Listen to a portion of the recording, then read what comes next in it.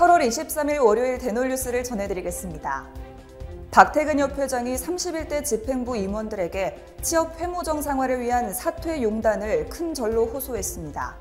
박 협 회장은 임원 사퇴에 대한 법적 다툼으로 취업의 회무 정상화가 더 이상 지체되는 것을 막고 최고 의결기구인 대의원 총회 결정에 승복할 것을 당부했습니다.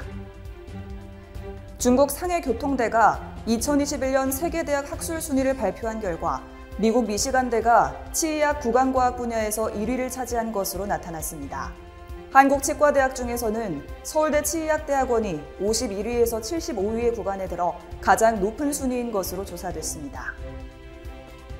서울지부 소송단이 정부의 비급여 관리 대책에 법적 대응이 최선이라며 강경 대응 입장을 밝혔습니다. 취업 박태근 협 회장이 최근 입장을 선회한 가운데 헌법재판소 앞 릴레이 1인 시위로 맞서온 서울지부는 강경 대응 기조 유지를 재차 고수했습니다. 경북대 치의학전문대학원 연구팀이 소아진료치과의사 및 성인진료치과의사의 근골격계 통증에 대해 조사한 결과 같은 치과의사여도 환자에 따라 진료 시 통증 부위가 다른 것으로 나타났습니다. 이 같은 내용은 대한소아치과학회지 최근호에 게재됐습니다. 최근 네이버를 비롯한 여러 포털 사이트에서 주관적인 포털 리뷰가 성행하고 있어 주의가 요구됩니다. 대한개원의협의회가 포털 사이트 의료기관 리뷰 피해 실태 조사를 진행한 결과 개원이 10명 중 6명이 피해를 입어 대책 마련이 시급한 것으로 나타났습니다. 오스템 임플란트가 대구 AIC 연수센터에서 오는 28일부터 11월 21일까지 베이직 마스터 코스를 개강합니다. 8회로 진행되는 이번 코스에서는 대구 스마트치과 박우현 원장이 디렉터로 나서 임플란트 수술과 보철 기본 과정에 대해 강연할 예정입니다. 경희대학교 치과대학 총동창회가 모교의 발전기금 3천만 원을 기증했습니다. 전달식에는 총동창회 정진 회장, 김소현 총무이사, 경희치대 정종혁 학장 등이 참석했습니다. 제18대 대한치위생학과 교수협의회 집행부가 1차 정기이사회를 시작으로 공식 출범했습니다.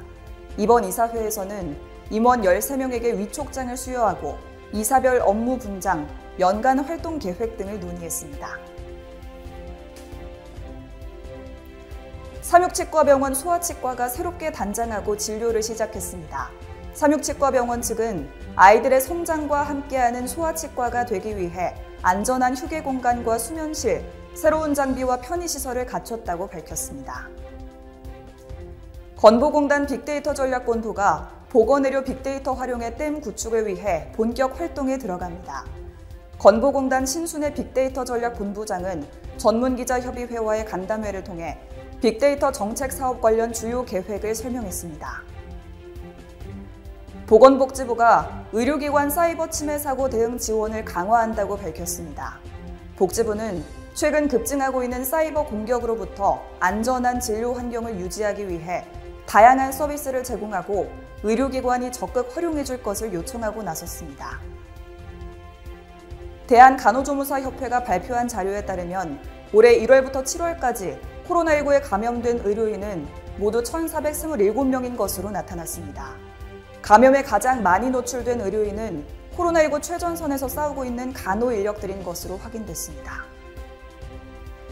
대놀뉴스는 치과인 여러분의 제보를 기다립니다. 경조사, 인사동정, 봉사활동, 각종 행사 소식 등 치과계에 공유할 어떤 소식도 좋습니다. 화면에 보이는 이메일이나 전화로 제보해 주시면 대놀뉴스에 반영 가능하고 우수 제보자에겐 소정의 상품도 드리겠습니다. 이상으로 대놀뉴스를 마칩니다. 고맙습니다.